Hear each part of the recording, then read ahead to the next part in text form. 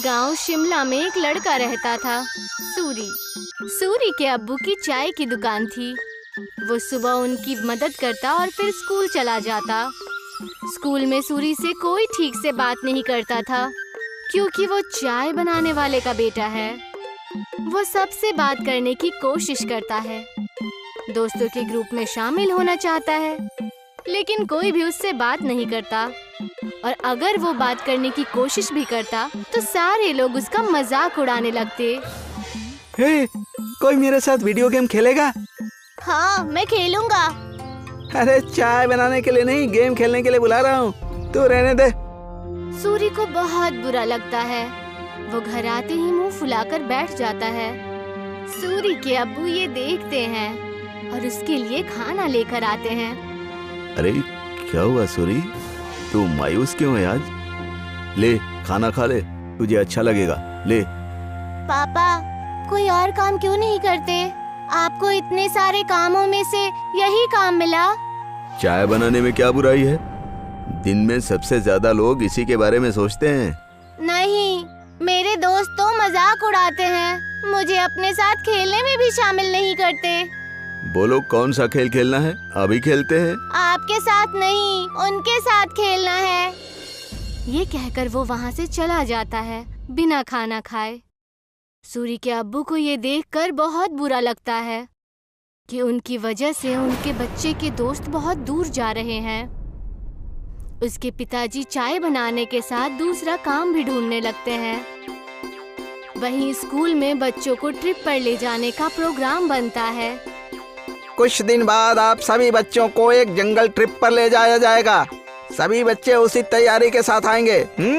सारे बच्चे खुश हो जाते हैं।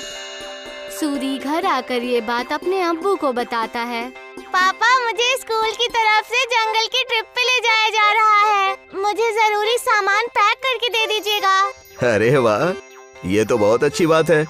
अपने सामान में एक छोटा बर्तन जरूर लेकर जाना। वहाँ अगर कुछ पकाना हो तो काम आ सकता है। ठीक है? जी पापा, जरूर। और हाँ, तुम्हें एक और बात बतानी थी। मैं नई नौकरी ढूंढ रहा हूँ। तुम्हें अब अपने दोस्तों के सामने शर्मिंदा नहीं होना पड़ेगा और वो तुमसे बात भी करेंगे। सच पापा? हाँ। सूरी खुशी से पिताजी के गले लग जाता है। कुछ दिन बाद उस जंगल ट्रिप पर जाने का दिन आ जाता है। सब उस जंगल में पहुंचने के बाद ट्रैकिंग शुरू कर देते हैं। मैं सबको 4 ग्रुप में बांटूंगा, जिसमें एक लीडर भी होगा। वो सब एक साथ में रहेंगे और अपना काम करेंगे। सब अपने लीडर की बात मानेंगे, समझ गए ना? सब अपना बैग लेकर ट्रैकिंग शुरू करते हैं। अरे किसको लीडर बना दिया है? इसको तो चाय के अलावा कुछ नहीं आता। सब हंसने लग जाते हैं। सूरी को बहुत बुरा लगता है। कुछ दूर चलने के बाद वो थक जाता है। चलो यहाँ रुक जाते हैं, थोड़ा खा पी भी लेते हैं। बाकी सभी मान जाते हैं और रुक जाते हैं। नहीं, हम नहीं रुक सकते। अगर हम रुके तो लेट हो जाएंगे और कुछ ही देर में अंधेरा भी होने वाला है। लो, लीडर बना दिया तो अब हम पे हुक्म चला रहा है। नहीं, हम नहीं चलेंगे। तुझे जाना हो तो जा। हम थोड़ा नाश्ता करने के बाद ही ट्रैकिंग शुरू करेंगे। तू जा। सूरी के मना करने के बाद भी वो वहीं रुकते हैं, लेकिन फिर भी सूरी उन्हें नहीं छोड़ता और उनके साथ वहीं रुक जाता है। कुछ ही देर में टीचर और बाकी के बच्चे आगे निकल जाते हैं और वो वहीं रह जाते हैं। थोड़ी देर आराम और नाश्ता करने के बाद वो अपनी ट्रैकिंग शुरू करते हैं, लेकिन जल्द ही सूरज डूब जाता है और अंधेरा हो जाता है। अरे ये तो अंधेरा हो गया, अब तो रास्ता भी समझ में नहीं आ रहा। बाकी बच्चे भी डरने लग जाते हैं। कुछ ही वक्त में ऐसा मोड़ आ जाता है जहाँ से रास्ता पता करना मुश्किल हो जाता है और उन्हें वहीं ठहरना पड़ता है। अब तो मुझे भी रास्ता नहीं पता। मेरे ख्याल से हमें आवाज लगानी चाहिए। तुरंत ही वो चारों टीचर और अपने क्लास के विद्यार्थियों को आवाज लगाते हैं, लेकिन बात नहीं बनती।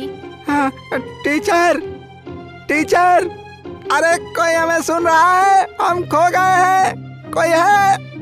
सब चिल्लाते हैं लेकिन कोई भी जवाब नहीं आता। लगता है हम बहुत पीछे रह गए हैं। हमें आगे का रास्ता नहीं पता, इसीलिए हमें यहीं रुक जाना चाहिए। हो सकता है अगर आगे गए तो रास्ता भटक जाए। नहीं, हमें कोशिश करनी चाहिए, क्या मालूम हम सही जगह पहुंच जाएं। रात बहुत हो चुकी है, जानवरों का भी डर है। टीचर थोड़ी देर में हमें खोजते हुए आ ही जाएंगे। हमें यहीं रुकना चाहिए।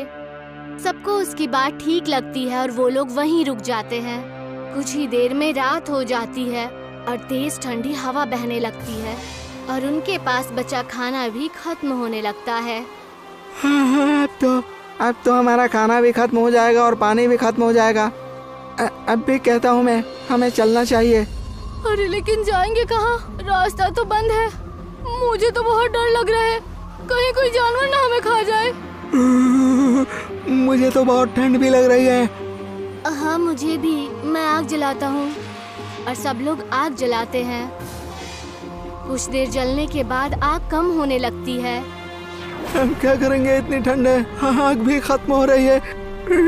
जानवर से नहीं तो ठंड से छूट कर मर जाएंगे। सूरी कुछ सोचता है और कहता है, मेरे पास एक आइडिया है। मेरे पास बर्तन और चाय की पत्ती रखी हुई है बैग में। वो आग बुझने के बाद तक गर्म रहेगी तो हमें भी गर्म रखेगी। सूरी तुरंत वो बर्तन निकालता है और सब उसे अपना पानी दे देते हैं, लेकिन फिर भी पानी कम पड़ता है। वहीं पास में जमीन पर बर्फ पड़ी होती है।